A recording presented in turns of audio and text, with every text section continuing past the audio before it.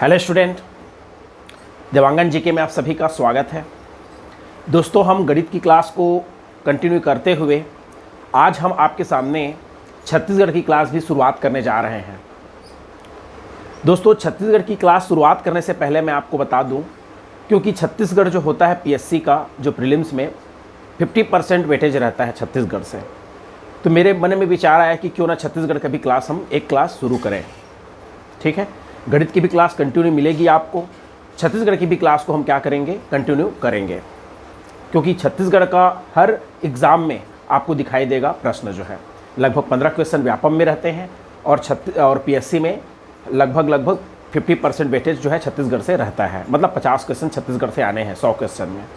ठीक है, तो हम छत्तीसगढ़ की क्लास आज से क्या करने जा रहे हैं, शुरुआत करने जा रहे हैं। दोस्तों, छत्तीसगढ़ के क्लास शुरुआत करेंगे तो उसके पहले मैं आपको छत्तीसगढ़ में पढ़ाऊंगा क्या। तो सबसे पहले हम शुरुआत करेंगे छत्तीसगढ़ की लोक कला एवं संस्कृति। लोक कला एवं संस्कृति में होता क्या है, उसके जितने भी त्यौहार हैं छत्तीसगढ़ में, जो भी हम त्यौहार मनाते हैं, ठीक, छत्तीसगढ़ के जो प्रमुख लोक नृत्य हैं, लोकगीत हैं, लोक नाट्य हैं, ये सब चीज़ें हम क्या करेंगे, उसके अंतर्गत अध्ययन करेंगे। छत्तीसगढ़ में आपको पता है कि जितने भी त्यौहार हम सेलिब्रेट करते हैं वो सभी त्यौहार जो है हिंदी महीने के कैलेंडर के अनुसार रहता है। जो भी निर्धारित होता है, जैसे अभी गणेश उत्सव चल रहा है, गणेश उत्सव इससे पहले चल रहा था, जैसे अभी पितृ का पक्ष चल रहा है, पितर का, तो ये जो है हिंदी महीने के कैलेंडर के अनुसार होता है। ठीक है, वैसे ही इससे पहले जो गणेश उत्सव का कार्यक्रम किया गया तो वो भी हिंदी महीने के कैलेंडर के अनुसार हुआ था। उसके पहले तीज का कार्यक्रम हुआ तो वो भी हिंदी महीने के कैलेंडर के अनुसार हुआ। तो कहा जाए, एक तरफ देखने से अगर हम कहें तो एक प्रकार से हिंदी महीने के कैलेंडर के अनुसार ही पूरा छत्तीसगढ़ के त्यौहार को है हम मनाते हैं। ठीक, चाहे हम बस्तर अंचल में जाएं, चाहे हम छत्तीसगढ़ के मध्य भाग में जाएं या छत्तीसगढ़ के उत्तरी भाग में जाएं, सभी जगह हिंदी कैलेंडर के अनुसार ही त्यौहार को क्या किया जाता है, सेलिब्रेट किया जाता है। तो दोस्तों, आज हम छत्तीसगढ़ के लोक कला संस्कृति पढ़ने से पहले हिंदी महीने के कैलेंडर को जानेंगे कि हिंदी महीने का कैलेंडर में क्या खासियत होता है। ठीक है, जैसे अंग्रेजी महीने के कैलेंडर में क्या होता है, अंग्रेजी महीने का जो कैलेंडर की शुरुआत होती है वो जनवरी से शुरुआत होती है और दिसंबर में जाके क्या होती है, समाप्त होती है। परंतु हमारे जो छत्तीसगढ़ या हिंदी महीने का जो कैलेंडर है वो ऐसा नहीं होता। हमारा हिंदी महीने का कैलेंडर जो शुरुआत होता है वो चैत्र महीने से शुरुआत होता है और फागुन में जाके क्या होता है, वो समाप्त होता है। और इसमें एक बात और भी है जानने के लिए कि जैसे अंग्रेजी महीने के कैलेंडर में जनवरी से शुरू होता है और हिंदी महीने के कैलेंडर में चैत्र महीने से शुरू होता है, तो ऐसा नहीं है कि जनवरी में ही चैत्र महीना आए। याद रखिएगा, ये हमेशा मार्च और अप्रैल में ही क्या होता है, चैत्र के महीने की शुरुआत होती है। ठीक है, तो ये आपको जानना इम्पॉर्टेंट है। तो आज हम सबसे पहले लोक कला संस्कृति जानने से पहले हम क्या पढ़ेंगे, सबसे पहले कैलेंडर को पढ़ेंगे कि हमारे हिंदी कैलेंडर में शुरुआत कहाँ से होती है और कहाँ पर जाके वो समाप्त होती है। ठीक है, ये बहुत ही रोचक विषय है और जानकारी आपको सभी को होना चाहिए। मैं सोचता हूँ आप लोग को, बहुत से लोगों को जानकारी होगा। ठीक, तो चलिए आज हम शुरुआत करते हैं सबसे पहले छत्तीसगढ़ में हिंदी महीने का कैलेंडर। तो हिंदी महीने के कैलेंडर में होता क्या है, जैसे आपको पता होगा, शुरुआत होता है चैत्र से। चैत्र, बैसाख, जेठ, आषाढ़, सावन, भादो, इसको कुंवार भी बोलते हैं, आश्विन को, कार्तिक, अगहन, पौष, माघ, फागुन। 1 2 3 4 5 6 7 8 9 10 11 12, जैसे 12 माह में एक साल में 12 माह होती है अंग्रेजी महीने में, वैसे यहाँ पर भी हम लोग देखेंगे चैत्र से शुरू हुआ है और फागुन में जाके समाप्त हुआ है। इसमें जानकारी के साथ साथ आपको ये भी जानकारी रखना है कि चैत्र महीने में कितने दिन होते हैं। तो यहाँ पर मैंने लिखा है चैत्र महीने में 30 दिन या फिर 31 दिन।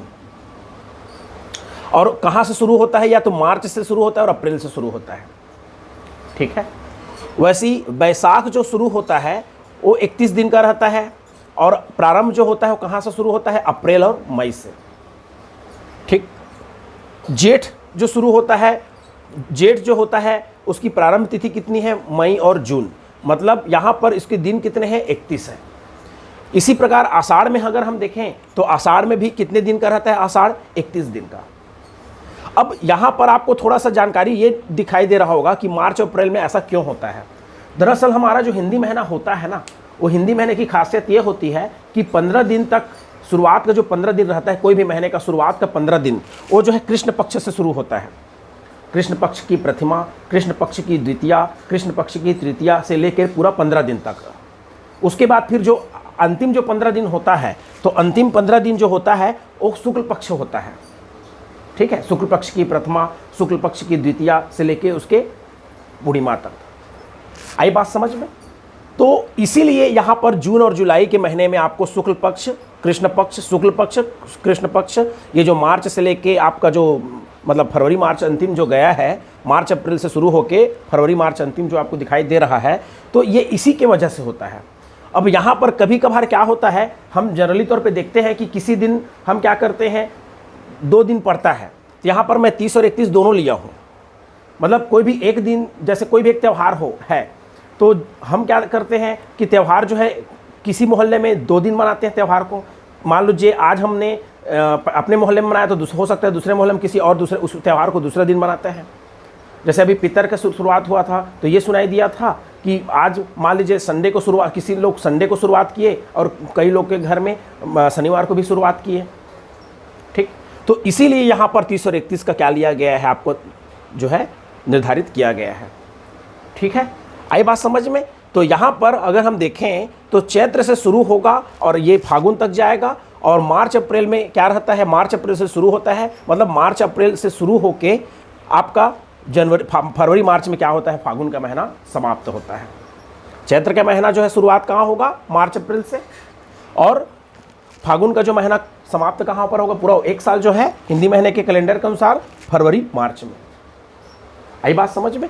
तो ये आपको जानकारी इसमें रखना पड़ेगा और इसको थोड़ा सा अच्छे से याद रखना पड़ेगा, क्योंकि हर त्यौहार जो है, हर जितने भी हम छत्तीसगढ़ में त्यौहार पढ़ेंगे या जितने भी छत्तीसगढ़ में त्यौहार मनाया जाते हैं, वो सभी जो है हिंदी महीने के कैलेंडर के अनुसार ही क्या होते हैं, मनाए जाते हैं। ठीक है, जैसे देखिए इसमें सबसे इंपॉर्टेंट बात यह भी है कि प्रत्येक माह के प्रारंभ के 15 दिन कृष्ण पक्ष कहलाता है। इसमें मैंने आपको शुरू में ही बताया अभी।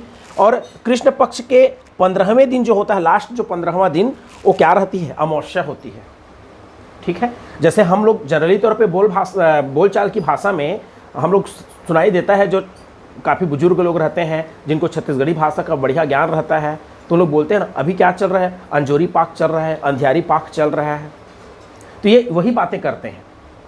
ठीक, जैसे प्रत्येक माह के प्रारंभ के जो 15 दिन होते हैं वो कृष्ण पक्ष के नाम से जाने जाते हैं। तो तथा कृष्ण पक्ष के जो 15वां दिन होता है, लास्ट जो 15वां दिन, ठीक है, तो वो अमावस्या होती है, मतलब अंधियारी पाक चलते रहता है शुरू का। ठीक, उसके बाद फिर लिखा है प्रत्येक आखिरी दिन 15, मतलब प्रत्येक आखिरी 15 दिन जो होता है शुक्ल पक्ष कहलाता है। 15 दिन तो हो गया शुरू का कृष्ण पक्ष के नाम से। ठीक, उसके बाद फिर अमावस्या जैसे लगी, शुरुआत होता है क्या बोलना चाहिए, शुक्ल पक्ष। ठीक, तो शुक्ल पक्ष शुरुआत होगा, फिर 15 दिन तक, लास्ट जो 15 दिन रहेगा वहाँ पर क्या कहलाएगी, पूर्णिमा कहलाएगी। ठीक, तो जिसको हम क्या बोलते हैं, अंजोरी रात बोलते हैं, मतलब चंद्रमा दिखाई देती है पूर्णिमा के दिन पूर्ण रूप से। ठीक, अमावस्या में चंद्रमा दिखाई नहीं देती, अंधेरी रात रहता है। तो ये किससे निर्धारित होता है, इसी से निर्धारित होता है। आ रही बात समझ में?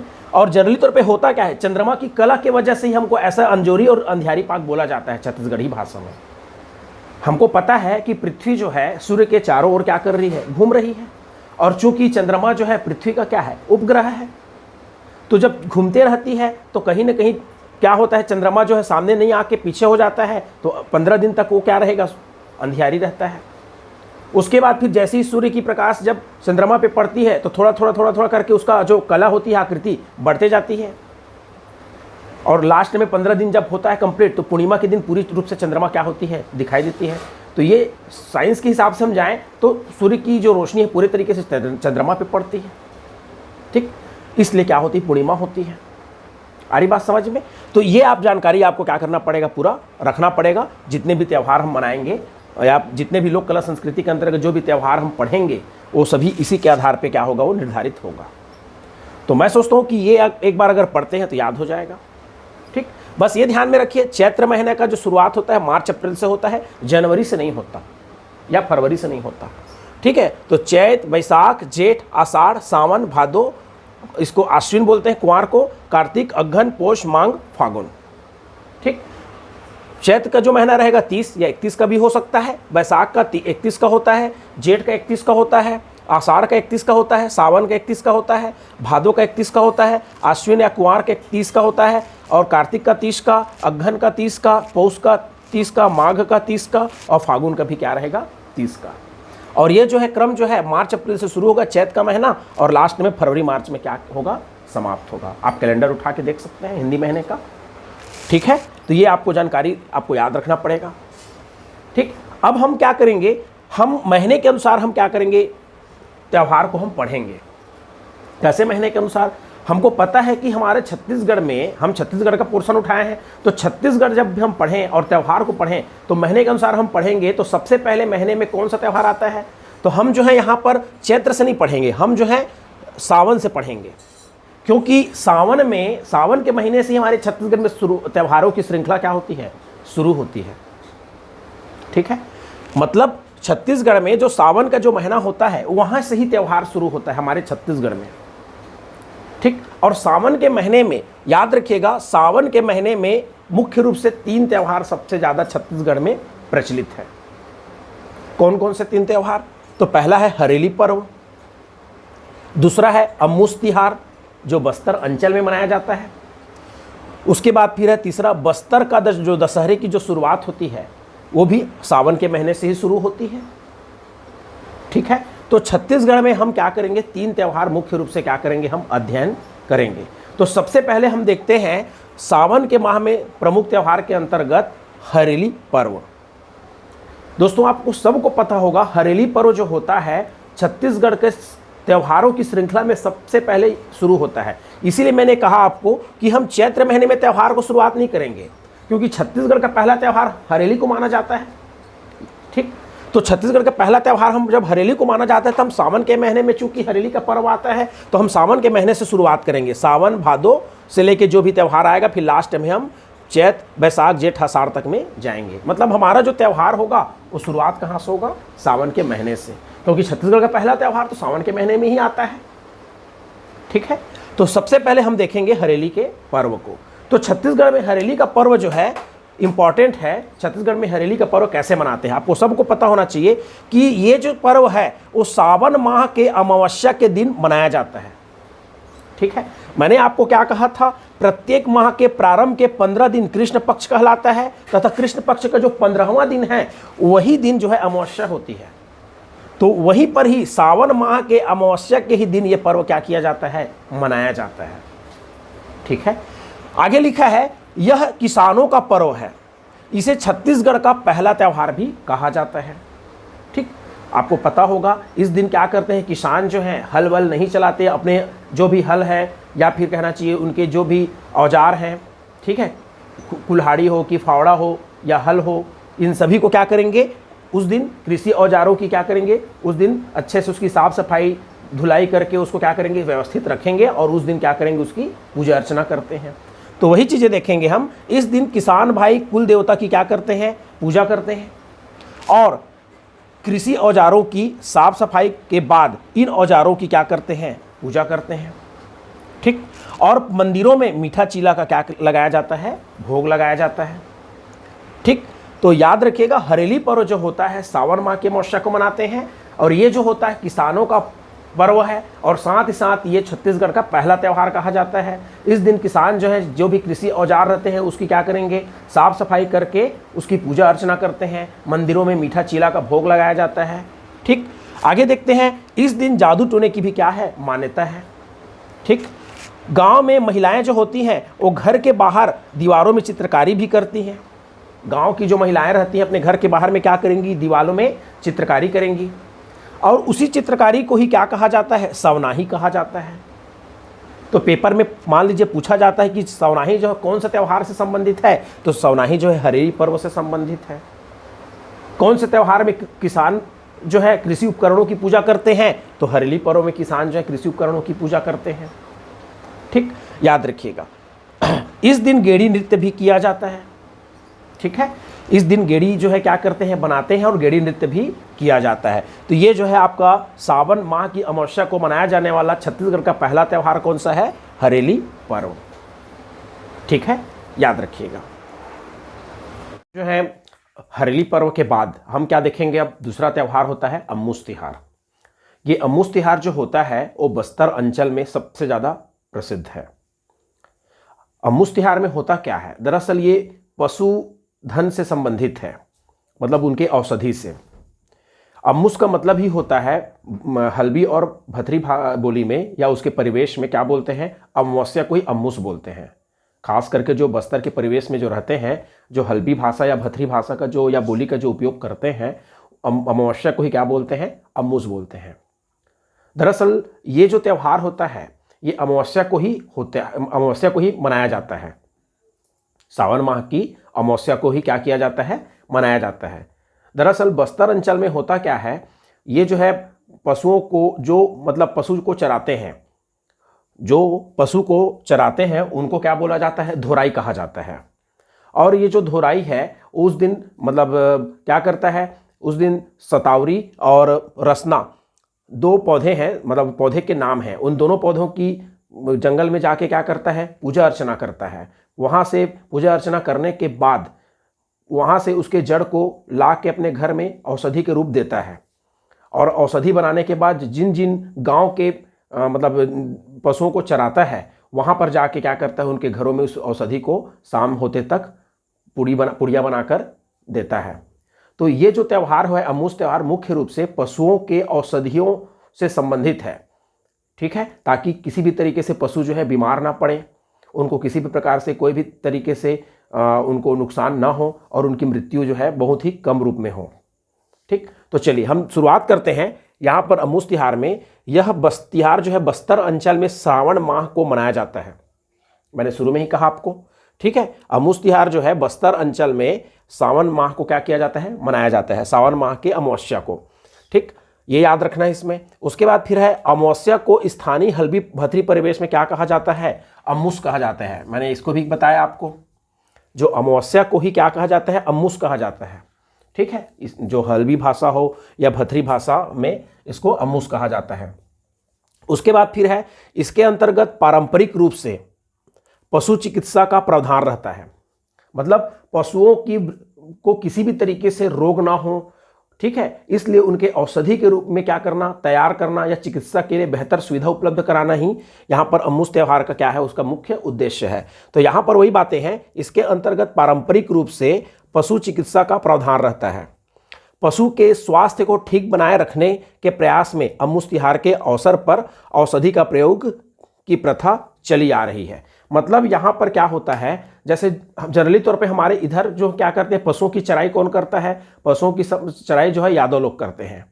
ठीक है, परंतु वहाँ पर बस्तर अंचल में जो पशु की चराई करता है, तो पशु की चराई करने वाले को क्या बोलते हैं, पशु की चराई करने वाले को धोराई कहा जाता है, याद रखिएगा। ठीक है, अम्मूस तिहार में धोराई से ही संबंधित है। दरअसल मैंने भी कहा आपको, यहाँ पर हमारे इधर छत्तीसगढ़ के मध्य अंचल में होता क्या है, जनरली तौर पे यादव समाज के लोग ही पशुओं की चराई करते हैं, जिनको यादव बोलते हैं या राउत बोलते हैं उनको। ठीक है, परंतु बस्तर अंचल में जब पशुओं की जो चराई होती है तो वहाँ पर जो पशुओं की चराने वाले व्यक्ति को क्या नाम दिया जाता है, धोराई कहा जाता है। तो ये धोराई की एक जिम्मेदारी ये रहता है कि पशु जो है, जिन जिन घरों के मैं पशु को मैं चरा रहा हूँ, तो उनके पशु जो है किसी भी तरीके से बीमार ना पड़े और उनको क्या हो, वो सुरक्षित रहें या उनके स्वास्थ्य में हमेशा अच्छे लक्षण दिखाई दे। ठीक है, इसलिए क्या बोला जाता है, इसलिए ये त्यौहार जो है सबसे ज़्यादा प्रसिद्ध है। तो यहाँ पर यही बात है कि इस क्षेत्र में पशुओं के चरवाहे को धोराई कहा जाता है। ठीक है, और यही धोराई जो है क्या होता है, त्यौहार के एक दिन पहले सुबह सुबह पूजन सामग्री व आग लेकर जंगल जाता है और वहां से रसना व सतावरी के पौधों की पूजा कर उन्हें खोदकर पशुओं के उपचार के लिए प्रसाद की भांति जड़ियां प्राप्त कर लेता है। मतलब क्या करेगा, त्यौहार के एक दिन पहले जो धोराई है, एक व्यक्ति विशेष को ही नाम दिया गया है धोराई, तो धोराई जो है क्या करता है, त्यौहार के एक दिन पहले जंगल जाएगा पूजन सामग्री को लेकर। ठीक है, और वहां पर रसना और सतावरी नामक वृक्ष की पूजा अर्चना करेगा। पूजा अर्चना करने के बाद वहाँ से उसकी खुदाई करता है और उससे जड़ से क्या करता है, औषधि निकालता है और उस औषधि को घर लेके आता है और साथ ही मतलब उस वहाँ की जो जड़ियाँ हैं, जड़ी बूटी, उसको क्या करता है, प्राप्त करके घर लेके आता है और वहाँ से उसकी क्या करता है, औषधि तैयार करता है। और औषधि तैयार करने के बाद गांव के जितने पशुओं को वो चराता है उतने घरों में शाम होते ही औषधि की पुड़िया क्या करता है, पहुंचा देता है। ठीक है, तो यही बातें हैं इसमें। तो ये जो त्यौहार है अमूस तिहार जो है बस्तर अंचल में सबसे ज़्यादा प्रसिद्ध है। ठीक है, और बस्तर अंचल में ये त्यौहार जो है पशुओं को स्वास्थ्य के लिए या पशु औषधि के लिए यह त्यौहार क्या किया जाता है, मनाया जाता है। और यह त्यौहार जो है हरेली अमावस्या को मनाया जाता है और इस त्यौहार में सबसे ज़्यादा इंपॉर्टेंट रोल किसका रहता है, तो धोराई का रहता है। तो उम्मीद करता हूँ कि आज की क्लास में मैं इतना ही ले रहा हूँ और आप आज की क्लास आपको बहुत अच्छी लग रही होगी। ठीक है, आज मैंने छत्तीसगढ़ का पहला क्लास लिया है और कोशिश करूँगा कि आने वाले समय में आपको छत्तीसगढ़ के बारे में भी और अच्छी जानकारी उपलब्ध कराऊँ। तो आज की क्लास आपको, और मैं सोचता हूँ कि आज की क्लास जो सबसे ज़्यादा इंपॉर्टेंट है। इसके बाद फिर हम देखेंगे बस्तर का दशहरा जो तीसरा त्यौहार है। अभी हमने सावन माह के 2 त्यौहार देख लिए, सावन माह का जो 2 त्यौहार है पूरा कंप्लीट हो गया। अब हम देखने जाएंगे, इसके बाद फिर हम देखेंगे तीसरा त्यौहार सावन माह का बस्तर का दशहरा। ठीक है, बहुत ही इंपॉर्टेंट क्लास है बस्तर का दशहरा जो है, और उसको मैं थोड़ा एकदम अच्छे से डिटेल में कवर करने की कोशिश करूंगा। और उसके बाद फिर आपको समझ में आते जाएगा धीरे धीरे। उसके बाद फिर सावन माह के बाद जो भी भादों का माह आता है उसमें जो त्यौहार, उसको फिर हम क्या करेंगे, अध्ययन करेंगे। तो उम्मीद करता हूँ कि आज की क्लास आपको बहुत अच्छी लगी होगी, और अगर क्लास अच्छी लगी हो तो आप मेरे चैनल को सब्सक्राइब करिए, लाइक करिए और साथ ही साथ अपने दोस्तों में शेयर करिए। ठीक है, थैंक यू।